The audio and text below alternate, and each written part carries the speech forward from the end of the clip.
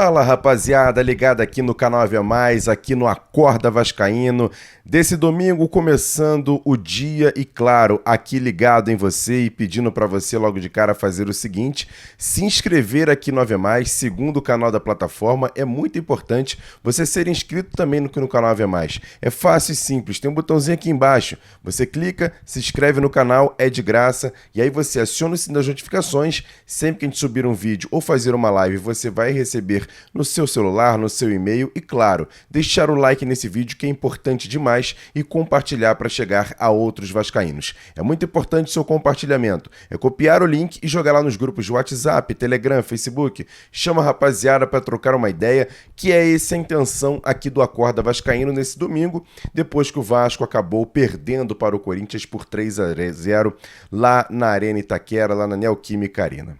Falar um pouquinho sobre a partida em si é difícil porque a gente já falou muito no pós-jogo. Para quem não pôde assistir, depois corre lá no Intenção Vascaína, tem o nosso pós-jogo com todas as opiniões e detalhes importantes. O torcedor do Vasco hoje, por exemplo, tá numa versão, a maioria do torcedor tá naquela questão do seguinte: fora Fábio Carille, que o técnico do Vasco não presta, que o técnico do Vasco não faz um bom trabalho.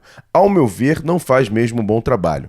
Digamos que o Vasco iniciou sua preparação com o Fábio Carille a partir do dia 6 de janeiro, no começo dessa temporada. Estive até lá no CT Moacir Barbosa, eu e o Sérgio Kind, teria a volta do elenco principal e uma entrevista coletiva com o Paulinho. E até o João Vitor participou da coletiva também, e depois o próprio Fábio Carille conversou com a imprensa ali, mostrando alguns vídeos de seus trabalhos anteriores, dizendo que tinha muita possibilidade de mudar alguns esquemas, mas ele queria fazer o seguinte: conhecer o elenco do Vasco para poder montar o seu time e como o Vasco iria jogar no restante da temporada.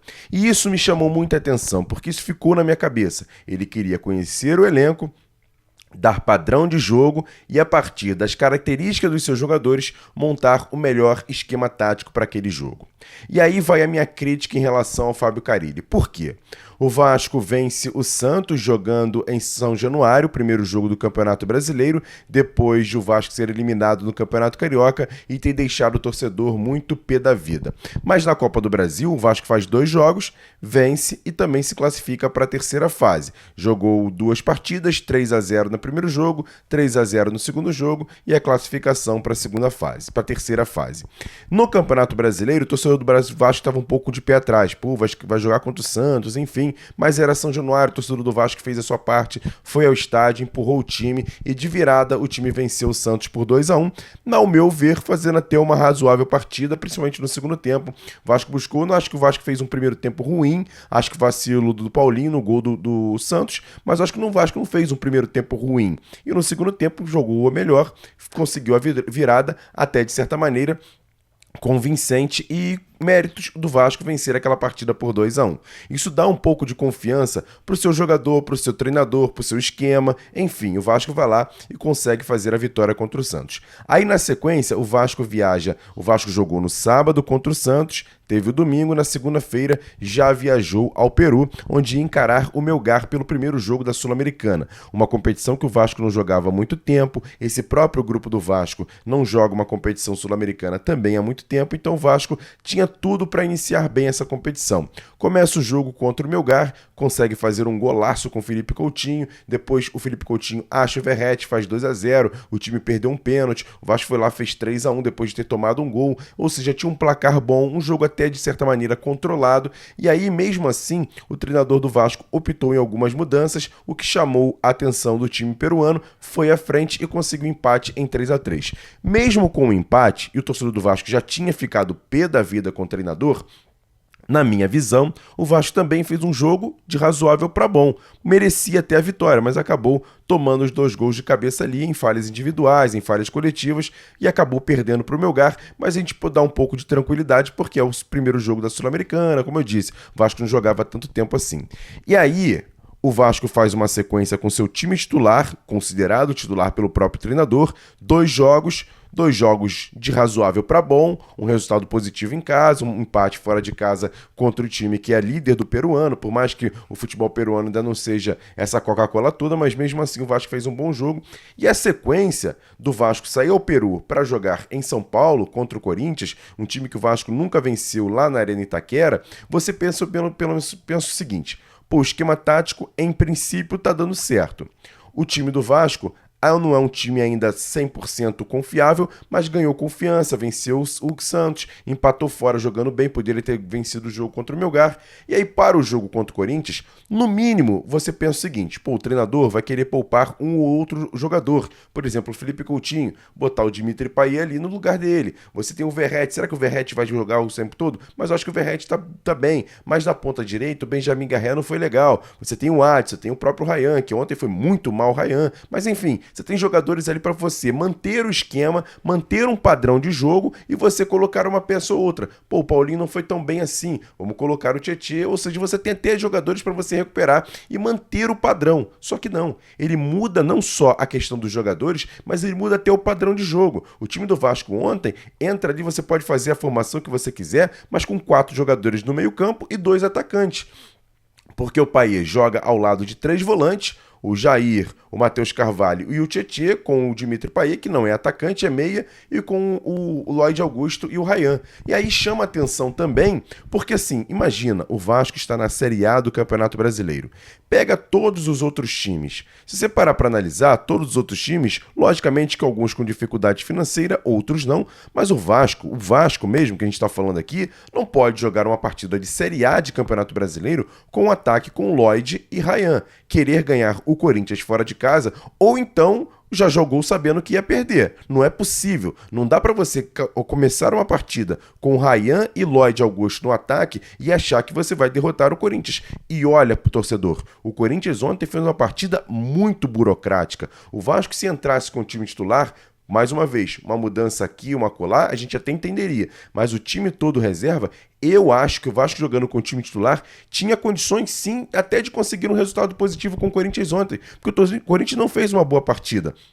Nos erros do Vasco, os 2 gols. Só você pode ter uma ideia. No primeiro tempo, o Corinthians chutou 2 bolas ao gol. Os 2 gols que aconteceram no primeiro tempo. Então o Vasco, se jogasse com o time titular, com uma sequência que estava acontecendo, jogo contra o Santos, jogo contra o Melgar, teria condições de conseguir um resultado positivo, um empate, até mesmo uma vitória contra o Corinthians. Eu tenho confiança disso, cara. Eu acho que o time titular do Vasco hoje, dependendo de uma peça ou outra aqui, é um time que dá para disputar campeonatos. Não para ser campeão ainda, mas dá para disputar um campeonato brasileiro ali no meio da tabela. Dá para, por exemplo, conseguir um empate na Arena Itaquera, ainda mais com o Corinthians jogando a partida que fez ontem. Dá para buscar resultados positivos. O Vasco venceu o Santos, está voltando da Série B, mas enfim. Mas o Vasco jogou uma partida boa. Então, assim, ontem, para mim, as decisões do Fábio Carille foram muito ruins. Nessa coisa de você quebrar a sequência. E agora, na terça-feira, vai ter o jogo contra o Porto Cabedelo, que é pela Sul-Americana. Será que o Vasco está priorizando a Copa Sul-Americana? Pode ser que sim, mas você imagina o seguinte, vai jogar contra um time